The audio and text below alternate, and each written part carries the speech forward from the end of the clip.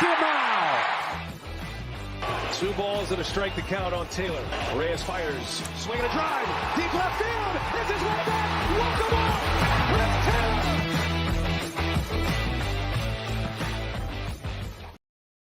What's going on, everyone? Welcome into DodgerHeads, presented by DodgerBlue.com. My name is Scott Geirman, senior writer, Dodger Blue. I'm here with my good buddy Blake. He's been working damn hard. How we doing, man?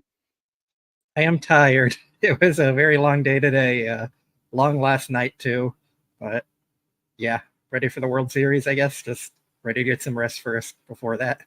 Yeah, we'll get this. We got a lot of fun stuff to get into. Want to get your thoughts, want to get what you saw today, what you liked, what you heard. How was the team? How were the vibes? How were the Yanks?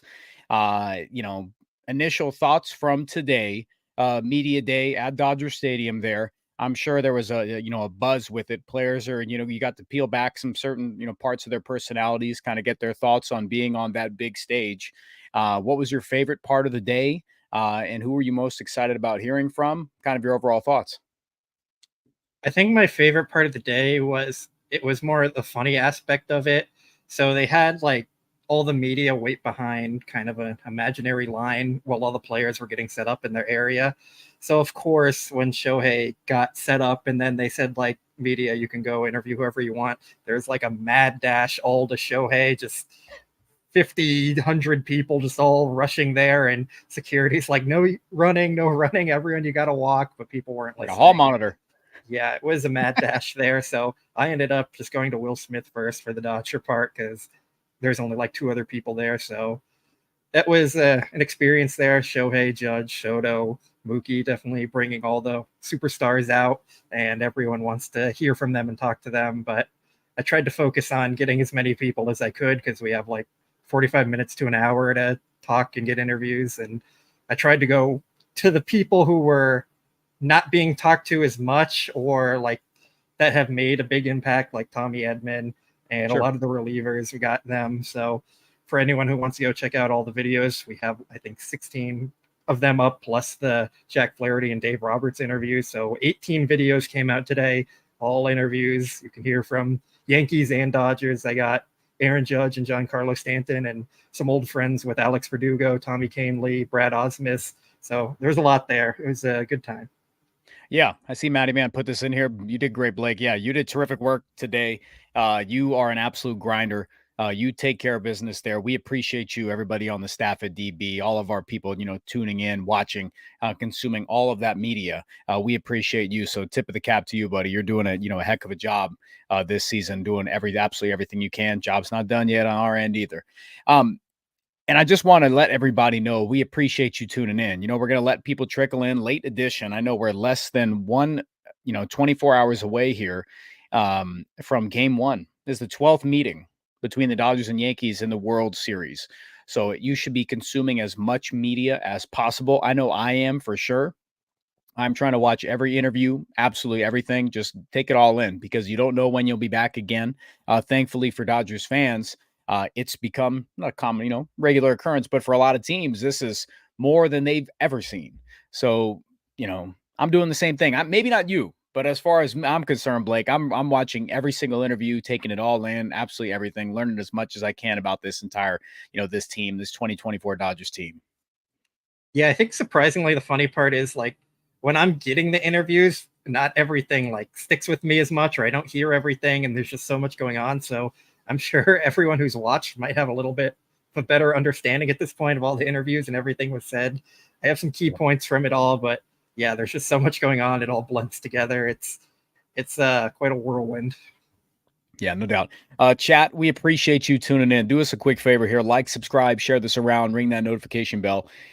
We want to try to get this one up here, try to gather it in. I know everybody's emotions are going up. We see people talking in chat that you can't sleep. You can't wait for tomorrow. Just wait until that, those, opening those lineups get announced there and those fireworks go off, and then stuff really starts to settle in. Anxiety will be on another level. But it's going to be as exciting as it's going to be. This series is incredible for baseball. Anyone who thinks otherwise doesn't know ball or is just upset that their team is not in the World Series. with media day, Blake, just to stay on that topic here, was there anything you learned? Was the vibe? What was the thing you got from some of these guys? Was it relaxing? From what I saw, these players were relaxed as ever, and that was really good to hear. I was just wrapped up watching Daniel Hudson. I love what Brent Honeywell's done. I'm excited about the buzz he's got going on right now. It's very well deserved. Who did you enjoy hearing from the most, and was that vibe really cool and calm? Yeah, everyone was pretty calm. I think a lot of players were joking around and having fun. It wasn't like any nerves or anything that you could tell from it. My favorite thing, that's a tough one. There's a lot there. For me personally, I thought it was cool to be able to ask more questions a lot of times, like during the media scrums during the season when players are talking. Kind of a mad rush to ask a question, and you got to shout over people and interrupt people sometimes, and then there's limited time, so you don't always get to get your question in. So I'm not the kind of person who's going to yell over other people to ask something. Sure. So it was a little more like personal, where I got to ask more things. So I thought that was really cool. I talked to Tommy Kahnle about like how special it is that the Dodgers were the team that helped him get back on track, and now he's with the Yankees facing them in the World Series. Yeah. I talked with Will Smith about like the buy-in from the pitching staff and how big that's been, because like the biggest concern coming into the postseason was the Dodgers don't have starting pitching, but the pitching has been one of the strengths for them. So it was cool to hear his thoughts on that. I talked to Daniel Hudson about what happened in the second half of the season, because he was so great in the first half. That's a great question. I really like that. He had a great answer there. He was terrific. Yes. Yeah. So struggles in the second half, locked back in for the playoffs here. So a lot of stuff like that I thought was really cool. Talked to Kopech a bit about like going from the worst team in baseball to now playing in the World Series with the trades. So a lot of stuff like that. It's just cool to hear from players and get their perspective on things that you don't always get. And a lot of times it's hard to find the players available to talk in the regular season because they're doing their other things. And sometimes they do like to hide a little bit from the media. They don't want to talk on a game day type thing, but overall it was pretty cool. Yeah. And again, like I'm going to keep telling you, man, I'll text you a bunch, after every interview. It was great work there. You were at good spots with these, a lot of these guys. I'm going to keep tuning in and let you know there. Chat, we'll give you a quick rundown, because I see, you guys going and touching on a lot of topics we're going to get into. We will touch on the Miguel Rojas stuff, all the, the roster moves, upcoming stuff like that. We're going to preview Jack Flaherty, Garrett Cole, take questions at the end here. I'm going to do my best to get Blake out of here at a good time tonight, because I feel for the dude. He's been working his butt off. So we're going to keep it, not short, but we're going to get to the point where, yeah, that's a great hat Blake's got on. I've got that one too. We'll get onto the Rojas stuff here. We've got a lot of thoughts there about the potential roster moves and stuff like that, but we're going to cap it, or we're going to just keep sticking with media day here, just because for Major League Baseball, the disconnect between fans and these players and how much marketing they do with their stars is so important. I think for me, there needs to be more. They need to do more always. And it's matchups like these that have such star-studded, names to it and attached. And it's going to be probably the most watched World Series in history up until this point. So it definitely will. You're looking at arguably 4 of the 75 greatest players ever to play the game. It's going to be must-see television. So for me, my anxiety's through the roof, just in anticipation, not as far as like being nervous.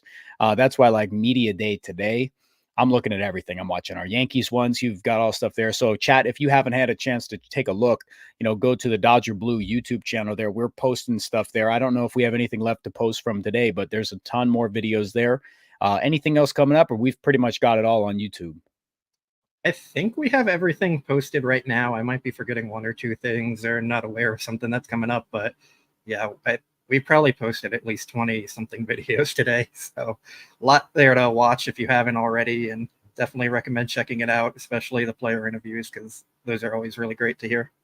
I really want to get your thoughts here. Kier puts this one up. Just, Blake, you're just you have the best poker face of anybody I've ever met. All right. And Kira just flat out asked, Blake, are you ready for the whirlwind of the World Series? With today into account, everything, all that buildup, because as far as like getting a pulse, I'll say, yes, we're feeling the pulse of the thing. I talk about it with players. I want players who have the pulse of the current environment. You've got the current pulse of the team. You've been covering them a bit all through the championship series round, World Series stuff going in. You'll be with the team all the way through, Talk about it, man. Speak to that experience here, and leading right us up into game one tomorrow.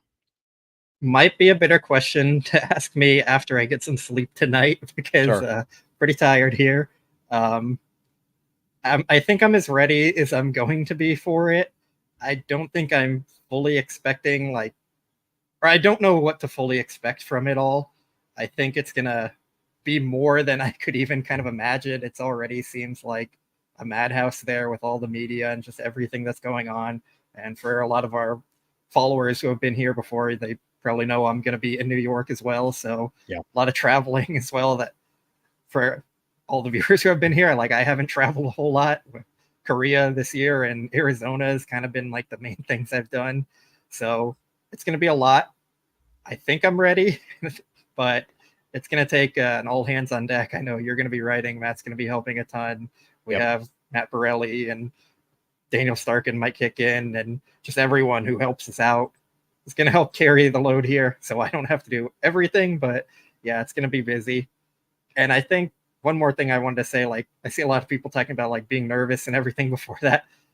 I was thinking about that, and I feel like I haven't had time to be nervous yet. So I feel like maybe that's a good thing, but it's kind of just funny how it's all come together. Like leading up to 2017, I was definitely very nervous and thinking about it a lot. Right now, it's been more like work focused and just haven't had that time to really process everything, I guess, that's going on and Yeah. build up those nerves yet. Yeah, definitely. I'm with you. Somebody asked if I'm ready for the World Series. Yes, I am. Frankly, I definitely am. I was talking about, consistently on our shows, just get the boogeyman off our back of the division series round. And then from then, Blake and I have been, pretty in lockstep about we don't see anybody beating the Dodgers. Just how it is. And they've answered the bell. Bullpen's answered the bell. Starting pitching's done what they could to get them there. Offense is completely taken over. So I think I love every single thing about it. We'll get into more of like matchup stuff when we chat, Garrett Cole and Jack Flaherty as far as their game one later on in the show.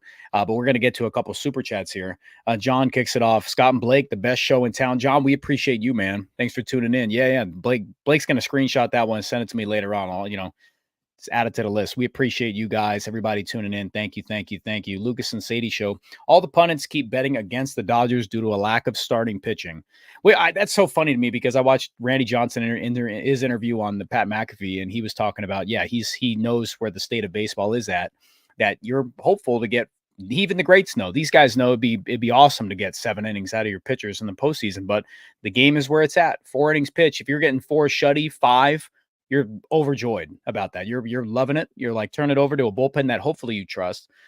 So yes, they keep doing that for some reason, but everybody knows that's where the game is. And it says due to a lack of starting pitching, have they not learned anything about the NLDS and NLCS? Have we learned anything, Blake? What have we learned about the Dodgers? Is this kind of just according to their plan and they just know it and they're executing? I think the Dodgers are kind of in a different spot with their starting pitching than where they've been in previous series, which I think a lot of people haven't considered. You're looking at they're going into the World Series with 2 games from Yamamoto, 2 from Flaherty, potentially 2 from Buehler, and 1 bullpen game. Whereas in the NLCS, you were getting 1 from Yamamoto. You were questioning like, would Flaherty come back and pitch game 5 or would they go bullpen game? And there's a lot more like stuff up in the air. They didn't know how it was going to look. They were kind of going day by day with their pitching staff. But for the World Series, it's very much laid out where they have quality starting pitching for it. It's probably comparable, if not better, than what the Yankees have. And I know the Yankees have 4 starters while the Dodgers have 3. But the Dodgers are in a really good spot with how their starting pitching is lined up, where I don't think it matters all that much. I think we've seen that they have proven they can win bullpen games. So you can't even say like, Luis Gil versus a bullpen game is a huge advantage for the Yankees because it might even be an advantage for the Dodgers. Mm-hmm. So I think a lot of people have like the set mindset that starting pitching is the most valuable thing in the playoffs. I think this is something I talked about going into the postseason, that starting pitching has kind of been overvalued and it doesn't really end up winning you games as much in the postseason at this point in time. It's more bullpens and offenses that carry teams to World Series. We've seen that a lot over the past few years. There hasn't really been a World Series winner that was specifically focused on their starting pitching in quite a while. So I think the Dodgers are in a really good spot with their pitching. I don't think they're at a huge disadvantage or anything from what the Yankees have. And I think they're going to keep showing that they're a really good team, and their pitching is also really good. Yeah, you can correct me if I'm wrong here, but I feel like we talked the other day about, I think it was Jeff and I, but you and I have had a pretty good dialogue about it. That the Dodgers are battle tested this postseason. They've done well. Like, it's not always the prettiest, but they've had, like, against the Padres, they did what they had to do. We talked about that. We felt the Padres had the most put together roster of any team in the postseason outside of the Dodgers. Correct? We're both kind of on that. So, taking that into account, going into the Mets series, it feels like these guys understand their roles. The bullpens talk about, yes, they've got those dogs. They've got them all together out there. They know that, the top tier guys, the Trinan, the Kopech. And I feel like with that mentality, understanding that the starters are going to go as deep as they can, not necessarily have to do it. It's that the bullpen's ready to go at any given time. We talk all year and year after year about having a hopefully a staff that's versatile, that not having a set guy at the back end is better for the team. Tony, I see your caps, man. Chill. But how much better that is for the team. And it's playing out right now. That you saw Kopech start off a game, and it wasn't the prettiest, but it did what had to be, got what had to be done, right? And just being versatile enough has made them ready for this type of series against the Yankees offense that can go crazy. Like, they can go off. They have a lot of boom in there. And you saw the ALCS MVP, his 4 hits, Giancarlo Stanton, were all homers, right? So mistakes happen. But I think being ready for any single moment, all hands on deck type of stuff is what the Dodgers have adapted. And that's their moniker right now. And I think that better prepares them than many people are even thinking about. Am I wrong for thinking that? No, I don't think so. I think it's definitely a huge advantage with all the versatile pieces they have. That's kind of what they focused on building their entire pitching staff. I think, of course, they wanted Tyler Glasnow to be in there and Gavin Stone, but their entire relief group is, you can count on them. You're not really concerned about anyone in there besides the very fringe guys who might be replaced on the roster anyways. So their pitching staff is in a really good spot, and I don't think they've got enough credit for that. Yeah, I totally agree. Yeah, I just love it. And I see people talking to, like, what Eric Kratz said on Foul Territory and stuff about the Dodgers are in second tier. That's a crazy statement. People are overvaluing starting pitching, like, a lot. They really are. They're overvaluing, having Carlos Rodon as like an ace. He's definitely not an ace. Let's not talk about this. Or the Yankees pitching staff, like, they have multiple aces at the front end. Let's not do this. They have, like, Garrett Cole and then some guys. Let's not do it. So I don't know where people are getting that. It's just the media talking about the Dodgers don't have, like, 4 options that all can go deep into games. So Walker Buehler shut everybody up and took care of business. Let's not do this. Yamamoto's an ace. Jack Flaherty, had 7 shutty. I don't know what people are doing, man. All right, let's keep rolling through these. I think it's a lot of yap and some East Coast in there. Drip God is back. There's no way he's talking about me. Is he talking about Brent Honeywell? Who's he talking about? I have no idea. So I like it, though. Clarify that for us. You can clarify in the chat. He's talking about, yeah, Kenny, I saw that. But yeah, who clarify? He's talking about Blake. Blake is Drip God for sure. Me? Blake's got the craziest wardrobe. Absolutely the last person to be qualified as Drip God. Can we talk about the amount of games that I'll go to and I'll know, like, the bright sweatshirt you're wearing or something, and I'll look up in the press box and it's like, you look like a lemon head sitting up there, and I'm like, that's Blake. There he is. That's Blake. Man, I haven't worn a sweatshirt in the press box in more than a year at this point. We don't get cold weather there. Oh man, you know what I'm talking about. Don't split hairs with me. Don't do this. Yeah. All right, buddy. Anyways, yeah, they're talking about you for sure. Definitely not me. Kevin says, I think we split the first 2 games. There's a lot of chatter that can go with this as far as, like, home field stuff. Like, it happened with the Mets. Like, it definitely happened with the Mets. Home field, you split the first 2, then go back to New York. What are your thoughts on splitting the first 2 games and, the importance of that? I don't think you're a big believer in home field advantage in Major League Baseball here. But as far as splitting the first 2 games, is that something that you see going on here? I mean, it could. I think if I was to predict, I would have predicted the Dodgers taking both of the first 2 from the Mets in the last series. So, like, it's hard to predict. We don't know what's going to happen in baseball. The Dodgers could lose the first two and still end up winning the series like they did in 1981. They could win the first two and lose the series. They could split and win. They could split and lose. So as long as they get one, I'll be happy. I think two, we're getting a little greedy there. It's hard to win in the playoffs in the World Series. And all you have to do is get it back to at least a game 6 in LA and go from there. I think that was kind of their plan in the NLCS, and it worked out. So that's all they have to do. Yep. Yeah, Lucas said he tossed up. You're not going to get hung up on splits or whatever. Just win 4 games. Yeah, absolutely. I'm purely looking just based on matchups and stuff like that, and how to go through rosters. Like as far I know, you're talking about like splitting, the first 2 and all that. But when it goes to individual matchups here, I just hope the Dodgers maximize their stuff, and that's gonna, a little teaser for later on in the show, and with like Miguel Rojas and stuff like that. I really want to see them mix and match as far as their lineup and stuff like this here. Beaches says, let's win championship number 8 in 2024. Mom mentality. People love this numerology stuff, Blake. Are you big on this? No, not really. Not at all. Figured that. Rihanna Keeve says, Scott looks like JJ Redick. 1-0 in the JJ Redick era. 100%. Thoughts on JJ Redick, Blake? Lakers have their big HC? I think it's more their 1-0 in the Bronny era. Sick. Sickening.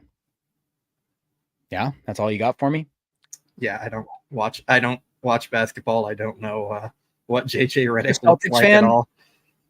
I am a Celtics fan when it's time to troll. Great. All right. This is the show. This is the part of the show that everybody wants to get into. There's a lot to it. It made a lot of people mad. I was on Twitter today. A lot of people are angry when talking about Miguel Rojas. And I understand, not so much the anger, but I understand the questionable stuff there. And what I characterize it as, if it's not broke, don't fix it. Right. And I just want to see how they would potentially use Miguel Rojas here. So kick us off with what some potential roster moves that could be shocking, or stuff that they've been chattering about. Alex Vesia, Brusdar Graterol, take it wherever you want to go. But there's some stuff coming up here. Yeah, so it seems like Miguel Rojas is likely going to be on the roster. Mm-hmm. That has created a lot of takes about that. I think he was kind of a lock to be on it if he was healthy, but whether that's the best move or not, I don't know. Probably not. I don't think so. Yeah. Probably means Kevin Kiermaier is going to be dropped off the roster. I like that Andy Pajes starting in center field with Kevin Kiermaier coming in late in the game with Tommy Edman just sticking at shortstop. I thought that worked very well. I like that a lot. I question if they're going to keep that same thing with Miguel Rojas. Is he going to be put back into a starting role? So I have questions about it. The last time we really saw Miguel Rojas, it was when he made that error in game 2. And really cost them. It changed a lot. So I don't love that. Seems like Alex Vesia is probably going to be on the roster as well. He's trending that way. He said he was making a case to be on. He was kind of pushing Dave into putting him on the roster. Mm-hmm. I would guess it would be Landon Knack or Edgardo Henriquez who gets dropped off the roster. I agree. Brusdar Graterol still kind of a maybe. Dave said he's trending up, but still have to see. It's kind of might be a game time decision for tomorrow. So yeah, it would probably mean the other of Knack or Enriquez is dropped off. And the final one is Joe Kelly is not going to be on the roster, at least to start. So Mariachi Joe, this is Matt up here. No Mariachi Joe. It's not happening. Unless they make a change later due to an injury, which probably not going to happen with that. Yep. So I see people talking about, the role that Miguel Rojas could play, because I feel like that's the one people are going to hyperfixate on. But this is how I feel that it should be. We've spoke about the possible rotation of it, that I think, as far as starting wise, I don't know how much I want Miguel Rojas starting, just because of defensive limitations here. We see how versatile Tommy Edman is. Like, his bat is incredibly valuable. His glove is incredibly valuable. He's healthy. He can get to everything. He's proved immediately that, he's out there. Ball will find him. He'll make some plays. That's just who he is. We know he's a surefire guy, Mr. Tom Ed. Like, he's who he is, right? As far as like Miguel Rojas, the best role for him, for what we'd see, would be a late game, pinch hit swap, get Tommy Edman center field and Miguel Rojas at shortstop. Is that the way you kind of envision it as well? Or how would you feel with Miguel Rojas and how the Dodgers could use him? That seems like the best case for me, but also thinking through that, if he's only going to be a defensive sub, I'd rather have Kevin Kiermaier on the roster to do that and just leave Edman at short instead of mixing around and moving them back and forth. So I kind of feel like Rojas would be starting if he's on the roster, which would probably push Andy Pages out of the mix. Maybe Rojas is just there to play against Carlos Rodon to give Freddie Freeman or Gavin Lux some time off, which I probably wouldn't hate that as much, but you're still losing the better defense late games for Pages coming out of the game and moving Edman back out there back and forth. So I just don't love that decision behind it, but the Dodgers were never going to leave Rojas off the roster if he was healthy. I mean, he's one of their guys. He's been there for the whole year, and the Dodgers like to reward their players who do that. They're not the kind of organization that's going to push you away last chance. They'll give you dozens and dozens of chances to prove that you can stick around, like they did with Kike and they did with Jason Hayward this year until he couldn't do it anymore. So yeah, it's just kind of like, if he was healthy, he was going to be on the roster regardless. And I totally, I know where you're coming from here, but I'm really concerned that that is the approach they take. The offense looks very dynamic right now. Any spot in the order, like Chris Taylor aside, stuff like that. I know he had a couple hits, but I'm talking about, they put up, I believe it was 6 runs a game, something like that. How many runs was this throughout the playoffs so far? And then the championship series, 46, something like that, 45, 46. Right. 46 runs, right? 46. And I'm not saying that Miguel Rojas will be a detriment there, but I want players who are healthy. Like I purely believe that Miguel Rojas is going to be hindered. Like he is not healthy. There's not a chance that he is healthy enough to be, starting every single day, regardless of what he's done. I know his bat's it's a surefire bat. We see it. We saw it throughout the regular season. I really think you just have to go with your best guys. Legacy stuff, we talk about it. We joke about it a lot of the time. They do this legacy stuff here and it gets you beat sometimes. It happens. It gets you beat. You play that route and it gets you beat. The at-bats will find him in those big spots. You saw him rounding that bag, pull up, and he couldn't do it. He was just cooked. He was done. I know for sure he's not going to be completely healthy. So I think Matt put this up here. Problem with adding Rojas is you're needing to use Kike in the infield more because of Freeman's status. So having an extra outfielder is better. There's no way, one, you take Kike out of the lineup ever. Like he's got to be in there somehow. If Gavin Lux is healthy, he's playing second base against a right-handed pitcher, correct? So it's like, where do you find this? Are you high enough on Andy Pages here? Like, where do you play all these guys? If Rojas is in the game, Tommy Edman's playing center field, how do you maneuver this? Like, is there an easy route for this situation, and what do you think it is? I think the easy route, and probably the most likely route, is essentially Miguel Rojas is just replacing Kevin Kiermaier's role on the roster. You get a little more offensive upside at the cost of some defensive upside. If Rojas is able to play through his injury, like without it bothering him, I think you can make a case that's not a huge defensive drop-off. So that's probably how they're looking at it. I don't think he's going to be in there every day starting. I think you have to keep going with what's been working. You have to start Andy Pages in center field, and you have to start Tommy Edman at shortstop. I think they view their versatility as well enough where doesn't really matter if you have an extra infielder or an outfielder, because you can move Tommy Edman, you can move Chris Taylor, you can move Kike. Like, that's 3 guys right there who aren't necessarily set outfielders that have the ability to play it. You already have Mookie and Teoscar locked into the outfield where they're not going to move. So really you're just talking about a potential defensive replacement. So then you're just talking moving Tommy Edman to center field and putting Miguel Rojas at short instead of keeping Tommy Edman at short and putting Kevin Kiermaier in center. So that's kind of how I think they're going to do it. They might like the righty bat more just in case Freddie Freeman isn't fully ready to go against Carlos Rodon, or they don't want to play Gavin Lux against Rodon because lefty, or even like any other lefties the Yankees have. So that's probably how they're viewing it. I think it's more about Kiermaier versus Rojas than Rojas versus anyone else on the roster. Sure. Yeah, I definitely am with you here. Common sense says Rojas' bat's not surefire. He's a career. Like, I'm not looking at career numbers. Like, if you look at career numbers for every single player, like, of course, you're going to be disappointed about that. But Rojas had the second best offensive year of his entire career. And we're talking about a dude who's 35. Like, we know what his bat did throughout the regular season. Like, everybody wants to talk about batting average, 283. He's got he's got like a 10% strikeout rate here. He took care of business when it had to be done. More, it was about how dynamic can he be. We saw, the brain fart with the double play there, try to take it himself. And from there, I'm sure a lot of people were like, I'm going to replay that play forever. Like, if the Dodgers bow out in the DS, it would have taken me a long time to get over that play. And the fact that when he gets pulled, things click right, take care of business, and we are here, where we are. But the Dodgers just have to find a good spot for him.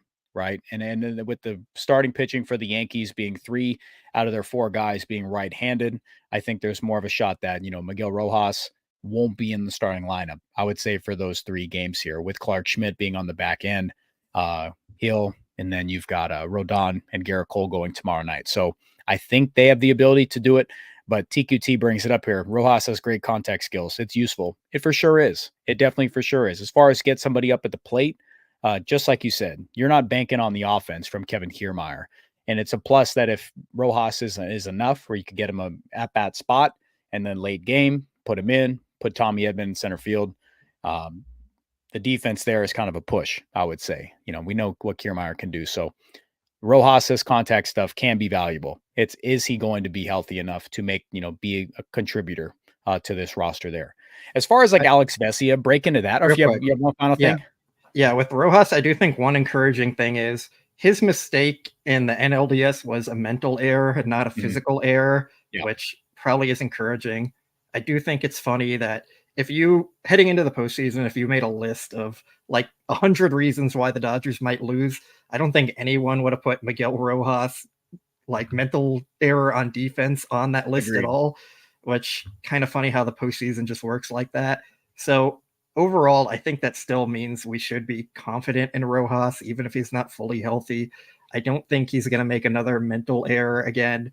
And maybe he's not 100%, but he can probably still be effective. The main question is whether he's as effective as Kevin Kiermaier could be on defense with Tommy Edman not moving positions, which it's a fair question to ask, but I think a lot of this is also probably being a little overblown, and Miguel Rojas is probably more likely than not going to be fine on defense. Yes, I got you, man. Yeah, I'm trying to pull up as I can, like the preferred lineup that I would love here, like against, a righty and how good we've seen it. And the Dodgers putting up like 9 runs in the first game. And it's like, Ohtani, Mookie, Freddie, Teoscar, Will Smith, Max Muncy, Kike, Lux, Tommy Edman. Shuffle it however you want, but those are the guys that I want in there. That's how I want to see it. It's a dynamic offense there. Guys who have a pulse. Will Smith here. We'll talk about him a little bit later on. I want to get your thoughts there. Congratulations to him. He's got a family. They just had a child. So congratulations to the Smith family. But again, that's the lineup. Second daughter. Sorry. And that's the rotation of guys that I want in there. I don't want to mess with it. I want to keep it as is. And I know a lot of chat will agree with me. I'm gonna get a little anxiety just from seeing a different lineup in there if I don't feel confident in it. But if Miguel Rojas will be starting, I don't think that they're just going to legacy start it. They'll feel confident in his health enough. Freddie Freeman's a different story. They're going to try to get him in there no matter what. Yeah, I think that's fair. I think a lot of times injury stuff kind of is a little overblown in the postseason. Every player has gone through 170 plus games at this point to get here. Your body's going to wear down. I think for the Dodgers, it is probably more like notable than other teams. Like Freddie Freeman is dealing with a significant ankle injury. I think we're past Lux's issue. He said he's fully over it. Dave Roberts said he's fully good to go. So that's kind of in the back burner there, but we know they've lost a lot of players to injuries at this point, but with the roster that they currently have, I think they're in a pretty good spot compared to like where other teams usually are at this point. Every team's dealing with guys who are not 100%, dealing with something like David Peralta last year played through his need for surgery, and you just see like every team going through things like that. So as much as it is disappointing for the Dodgers to have all these injuries, like they could be totally without Freddie Freeman, they could be totally without someone else who's playing, like Alex Vesia probably coming back. It could be worse with them totally without him. So it's tough, but they're in a pretty solid spot overall. Yeah, I agree. I see people talking about tossing the word selfish with Miguel Rojas here. And I like, you don't have to speak directly to that.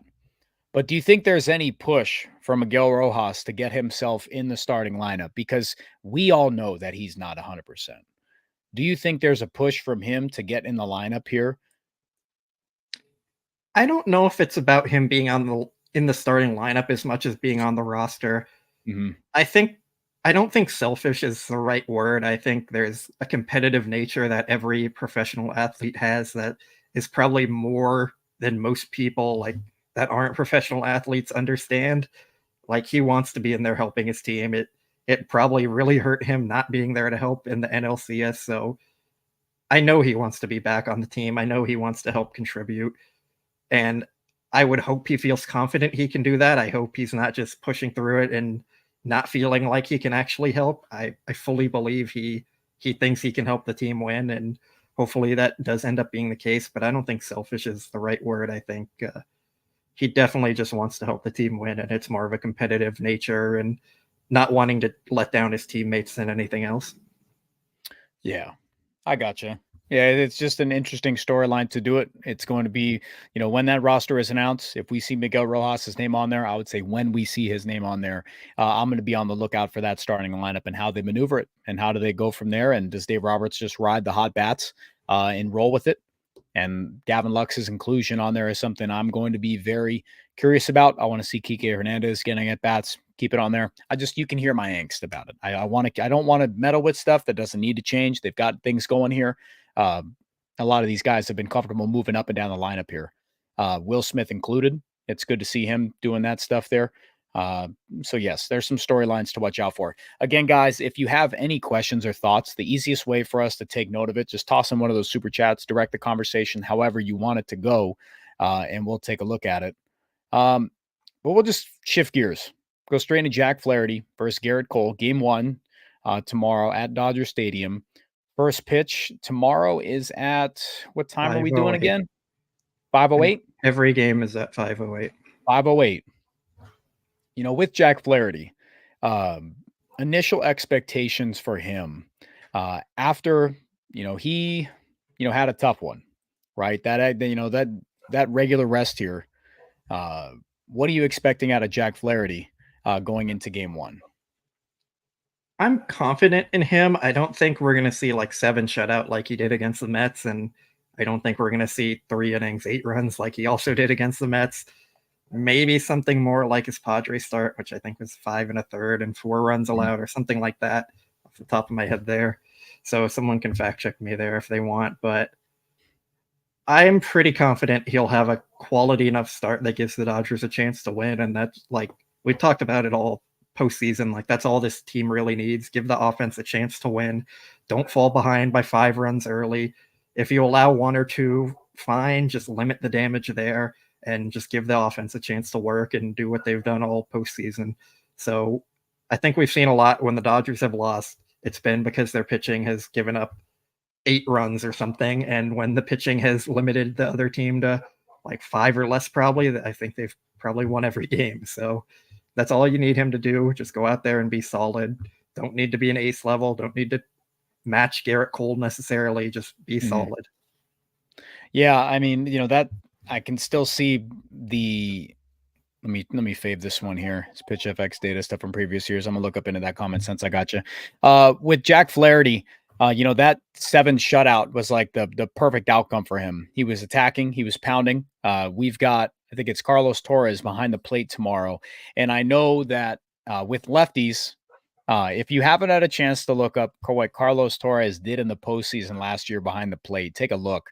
I wish there was like a lefty on there because his inner half, like to righties, is hilariously bad. But if you're able to manipulate that, get some stuff off the plate there, I would really like to see What's tough against the Yankees lineup is, fastball stuff here. It's really difficult to get fastballs by them. It's difficult to get fastballs by a lot of top offenses here.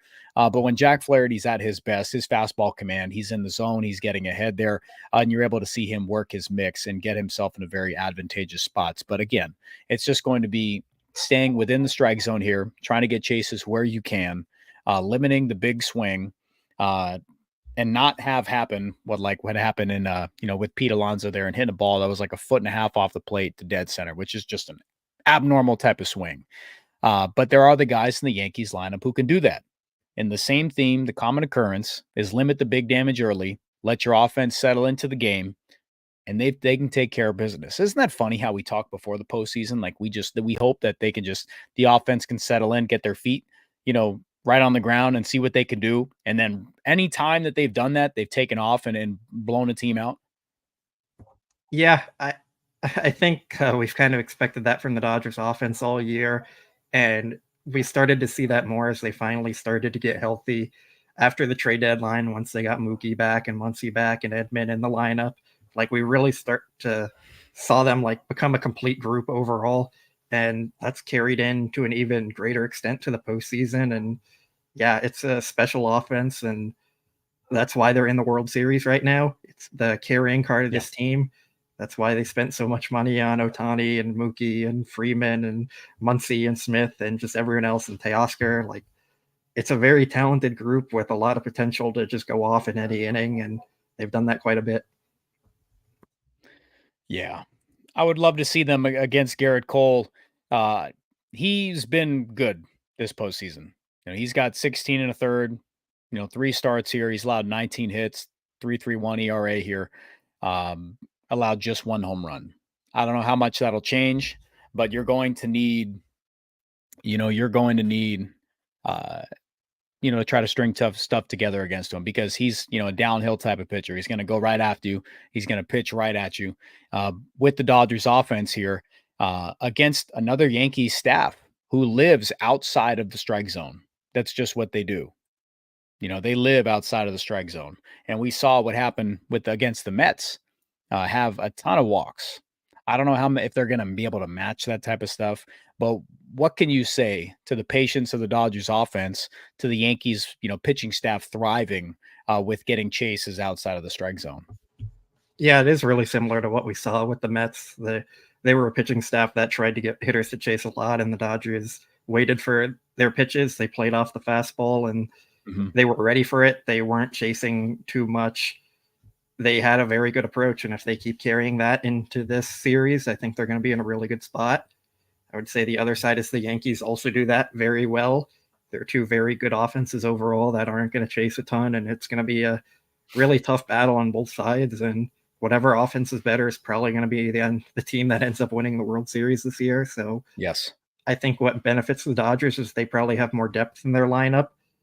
The Yankees have 2 of the top 3 hitters in baseball, but they don't have a lineup that's going down to their 7 hitter on most days is the NLCS MVP, and Will Smith is hitting 8th, and Kike Hernandez, who's the greatest postseason hitter since like Babe Ruth, is hitting 9th for them. So I think the Dodgers' depth is definitely a benefit for them. And as long as they can keep like playing how they were, taking balls and hitting off the fastball, I think they're going to be in a really good spot.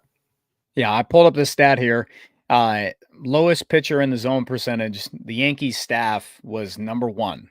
They were ahead of the Mets. The Mets are at 47.6%. Lowest pitcher in the zone percentage. Yankees were at 47.3. So they live and die. They have a lot of pitchers who have a lot of movement. Stuff looks good. That's why that's how they take care of business there. But the Dodgers are, the best, or, one of, if not the best rosters in Major League Baseball, not chasing. So they've got to continue that. Don't get aggressive now. If the Yankees decide to go in the zone, make them pay. You got to make them pay there. Force them to pitch. I believe Garrett Cole is going to compete. That's just how he is. He's the ace of their staff. Second highest paid starter in Major League Baseball here behind Yamamoto now. But as far as attacking him, yeah, you're going to have to, make him, pitch in the strike zone. tee off on that fastball. Do with what you can. Make the most of the mistakes. I don't know how many you're going to get, but the Dodgers don't chase. I see people out on, in chat bringing that up here. A lot of patience. Both teams don't chase. It's going to be whoever can get the swing and miss. If you can buy it, make it happen. You're going to have to pitch to contact. You think that's what's going to have to happen here? You think there's going to be a fair amount of strikeouts? I think we'll probably see fewer strikeouts, like similar to the Padres series and what we saw in the Mets series. Mm-hmm. I think that's just how both offenses are. We're going to see strikeouts, because that's just baseball. But overall, I think it's going to be a lot more. Both teams are going to be hitting. It's going to be a very offensive battle in every game, and it should be fun. You don't get to see these two types of offenses face off very much, and this is what everyone wanted. As much as people say they hate this World Series or don't want this, or they didn't want the two biggest teams playing at it, deep down, everyone wanted this. Last year, everyone complained it was Diamondbacks, Rangers, and now you're complaining that it's Dodgers, Yankees. It doesn't get better than this, and it's going to be a really fun series. Let's see here. Obviously, because they've played more games than anybody, the Dodgers are second in strikeouts here, but the Yankees just didn't strike out like that. So definitely it's something to keep an eye on here. Dodgers walks wise, right in line. Mets played 2 more games and they had, 1 more walk. So it's going to be a battle of the patience stuff here. Chat, you could do the same here. We'll preview this early. I don't know if we're having a pre-show tomorrow, but we can do this tonight. You can give me 3 X factors in this series. You can give me 3 of them. Don't care about the order. Can be starting pitching, relievers, offense. I'll give you a second to think about those and blurt them out. Interrupt me whenever you've got them. Chat, do the same for me. I just want to see something here. You can, any three. Make it tough on yourselves. Think about it. Tommy Edman was the NLCS MVP. How many of you guys had that on your bingo card? So let me know your 3 X factors here. While we preview, I'm going to go through here. Toss in questions. We're going to, end this up here. I just want to bring up some stats against Garrett Cole, the Dodgers offense here in the past. Freddie Freeman's got over a 1,000 OPS. I'm sure some of these stats date back to Garrett Cole's time when he was with the Pirates. So some of the stuff can be skewed here. But Kike Hernandez has performed against him. Freddie Freeman, let's see. Mookie Betts, 17 at bats. Like I said, Freddie Freeman, 21, 20 ABs, Kike, 21, Teoscar, 26, and Kevin Kiermaier, a lot. So he won't be in there. Somebody said Todd Lights. That's comedy, man. So some familiarity here. Ohtani's got 20 ABs against Shohei Ohtani, or Shohei Ohtani's got 20 ABs against Garrett Cole. So some familiarity here. I'd like to see and how large that looms tomorrow in the early parts of the game and how they're able to make him work and the tendencies they pick up on in the scouting. So we'll see pretty early on. All right, Blake, who's your 3? I still don't know. I've been thinking through it. I have no idea. I feel like it could be anyone, like we've seen throughout the postseason so often. So I'm just going to kind of go vibes based. That's how I've been. That's how I do. I said vibes based for Dodgers in 5 in the NLDS, and then Mets or Dodgers in 6 over the Mets in the NLCS. So we're just going to keep rolling with the vibes. And I'm going to say Jack Flaherty is my number 1 X factor. If you get 2 great starts out of him in his 2 games, you're in a phenomenal spot. I trust Yamamoto a lot. So if you get Jack Flaherty going, then it's going to be a really tough series for the Yankees. Number 2 is going to be Will Smith. I think he has the potential to change any game, as we've seen in Game 6 and in the NLDS. He had a homer. But other than that, it's been a lot of not hitting, a lot of strikeouts, not really putting any productive outs or anything. So if you get Will Smith going, that's going to be huge for the Dodgers offense. They might be close to unstoppable. And my final one, I feel like it's the obvious one, but I'm going to go with Shohei. He needs to keep hitting, keep doing his thing. If Shohei is going to be Shohei, then I have a lot of faith the Dodgers offense will be fine. We've seen throughout the year, they've struggled a little bit more when Shohei hasn't been doing his thing. So if he just keeps it going, keeps setting the tone of the game early, and keeps hitting near 1,000 with runners in scoring position like he's been doing for the last month and a half or whatever it's been, they're going to be in a good spot. I like that out of you. Man, we see some good ones in here. David, good to see you, says Teoscar, Yamamoto, Freddie Freeman. Freddie Freeman's an interesting one, just because, that layoff, that time, how much are we expecting as far like away from his opposite field slap singles? Like how far away from that Freddie Freeman are we to now? Like what he's got in there? We spoke, I think it was Jeff, who I did the show with, about how you could clearly tell like that BP session was more than just him working opposite way. You could tell like that's all we saw in the postseason games he played in and when he was, connecting on the ball, and that's all he was doing in warmup. So I was like, I'm pretty sure that's all the only club he's got in the bag. Like I was pretty sure he's got in there. Like how far away are, from that Freddie Freeman are we? Or are we still in that, that version of Freddie Freeman? So we'll have to see. So it's an interesting thing there. A couple of those hits just did not fall. His health would be a big thing. Keep Moving says Muncy, Teoscar, Walker Bueller. I want to see some bullpens. Who's got bullpen? Here we go. Obi-Wan says bullpen, Shohei Ohtani and Kike for sure. Let's see. I think a lot of good ones. Was for Brad Paisley because he's going to sing the national anthem first game. So, yeah. Who's throwing out the first pitch tomorrow again? Oral Hershiser and Yeager. And then game 2 is Kemp and Ethier. Man. You know how we feel about that game, too. Those first pitches, chat. Kemp and Ethier. Chavez Ravine might crack in 2 when they get announced. That moves me. That moves me for sure. All right. Matty Man says Gavin Lux. That's an interesting one. Max Muncy and Teoscar Hernandez, my exes. You got some good exes there, buddy. I bet they miss you. Tell me why. Why? How could Gavin Lux be the one? I'm sad that Teo's the only one without an X in his name actually there. How could Gavin Lux be the one? Talk me through it. You're asking me, or you're waiting for Matty Man? How could he make that happen? I mean, just get on base for Shohei and Mookie. He's going to be at the bottom of the lineup, and if you can get on and turn the lineup over and get runners in scoring position for the top of the lineup, it's going to be pretty good for the Dodgers. So we've seen Lux kind of go off and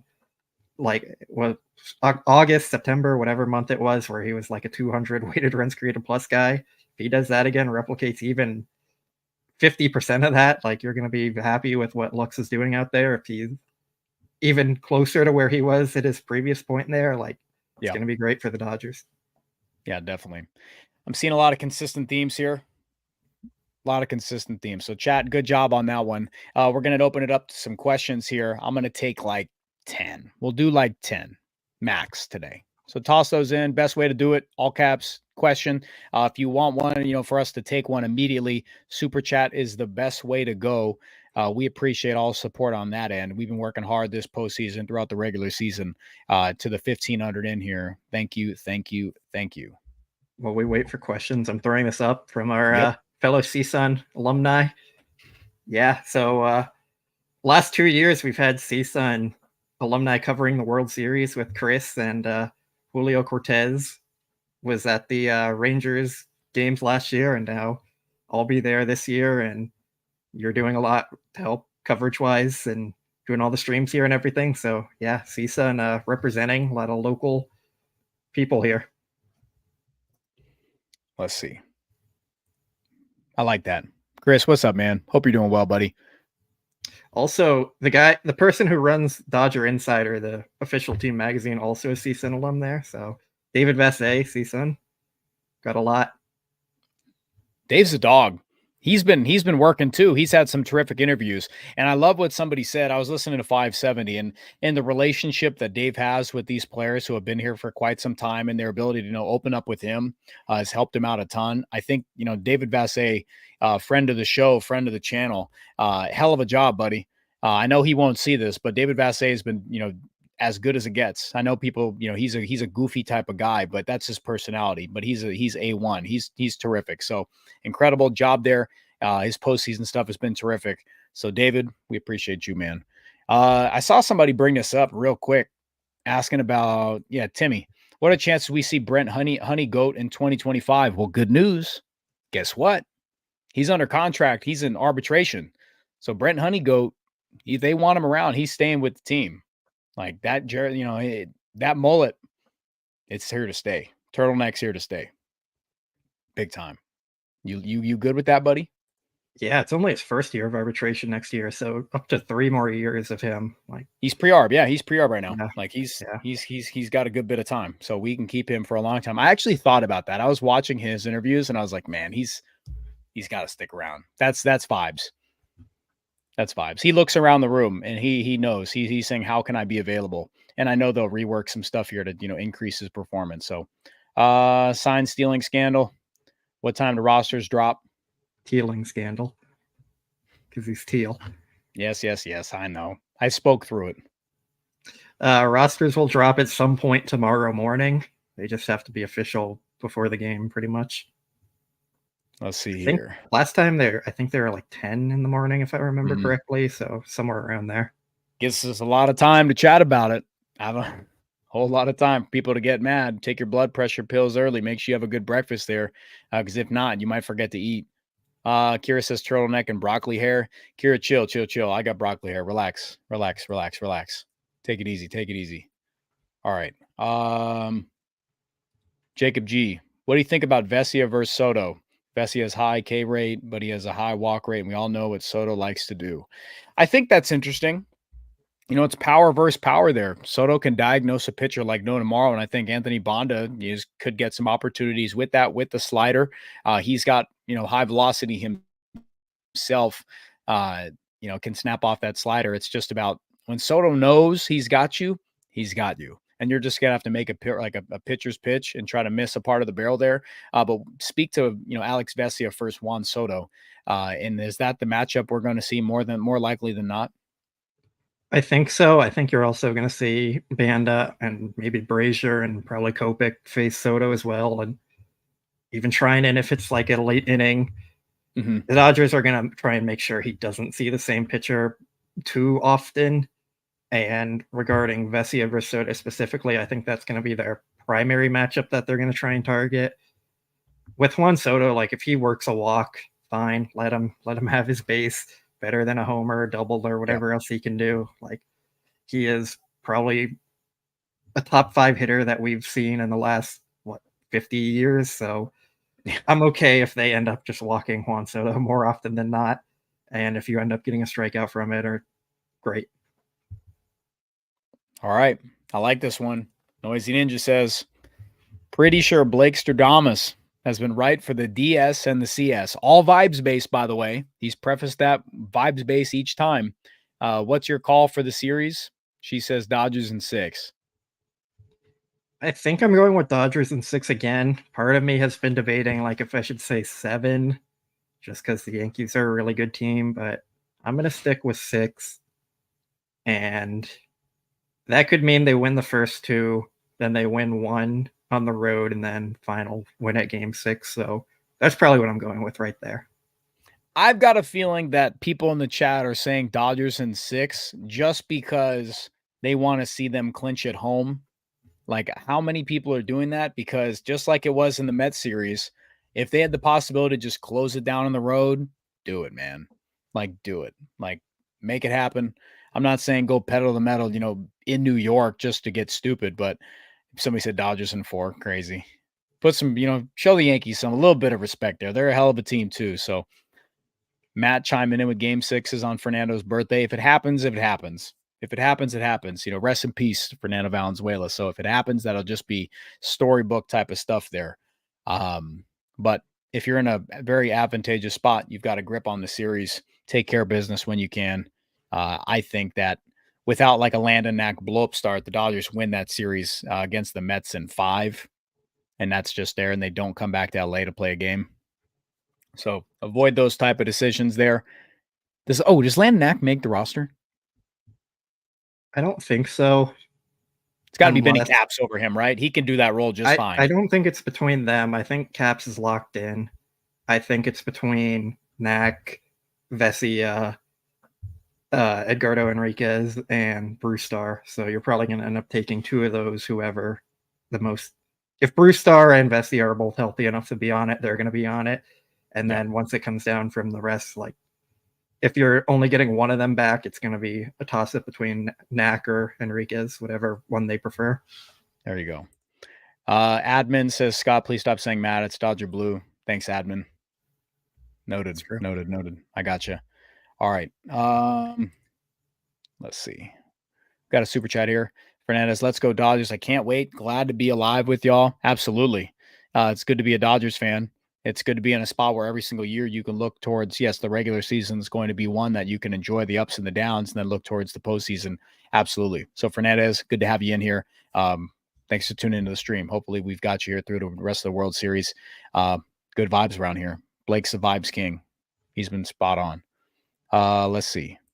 Dave Luna says, Vasse coming back to do a World Series preview on Dodger Blue. Keep the streak, Vasse. We just had him on. For the World Series preview? Not for World Series preview, we didn't? Maybe. Matt could probably answer that one better. I don't know if he's around. Maybe Dodger Blue can answer it for us. Yeah. Admin. If Thanks, admin. we don't, okay, yeah, scheduling didn't work out. So if the Dodgers don't win, we can all blame Vasse for not coming on the show. He'll take that. He'll make him go down the slide in Milwaukee. I'll be cool with that, with the blindfold on. See how that goes. Jonathan says Matt is Dodger Blue. Matt is Dodger Blue for sure. He is the brand. He is the brand.